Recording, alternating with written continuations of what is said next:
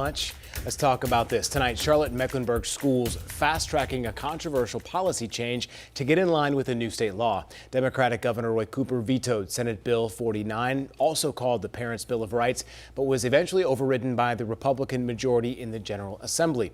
WCNC Charlotte's Shamaria Morrison joins us live in the studio. And Shay, while some parents and teachers tonight had mixed reaction to the law, they say it's going to disrupt the school year. Yeah, that's right. CMS is one of the first districts to start making that policy change to comply with the Parent Bill of Rights. More than 50 people spoke, and the majority were against the new changes. The Parents' Bill of Rights largely codifies rights parents already had at CMS schools. Access to school materials, the ability to file a formal complaint, and opting students out of school surveys. We already do it, then continue to do it and do it.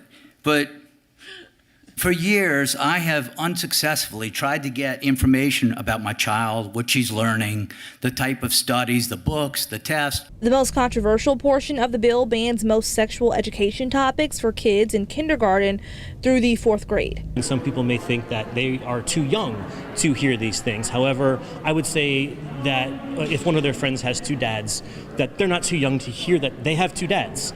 That's okay. We can say that. We already tell them that this other child has a mom and a dad. For students in 5th grade and up, reproductive health and safety education curriculum begins. But now parents must opt students into this curriculum. Previously, students were automatically enrolled, and parents had to send a written note to opt students out.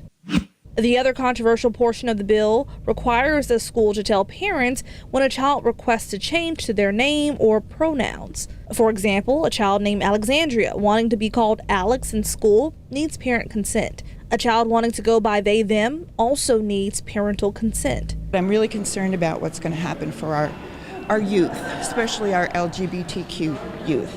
And I'm worried that teachers also are going to feel uncomfortable and maybe even a bit hesitant to speak to students when they maybe want to talk to them about sexual identity issues. Proponents say parents have a right to know. If you vote against the changes, then you're voting to not uphold the law. CMS says it's voting to make the policy changes because if they don't, both teachers and the district would open themselves up to litigation for defying the law.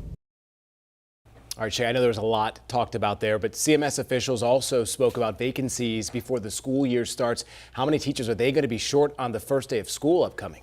Actually, more than 500, and that's more than this time last year. But CMS's Superintendent Crystal Hill says they have about 200 teachers already interviewed and waiting for background checks to be completed, and they should be filling in those roles in the first few weeks of school. Colin, back to you. All right, it's not many days away. We appreciate that report, Shay. Thank you so much.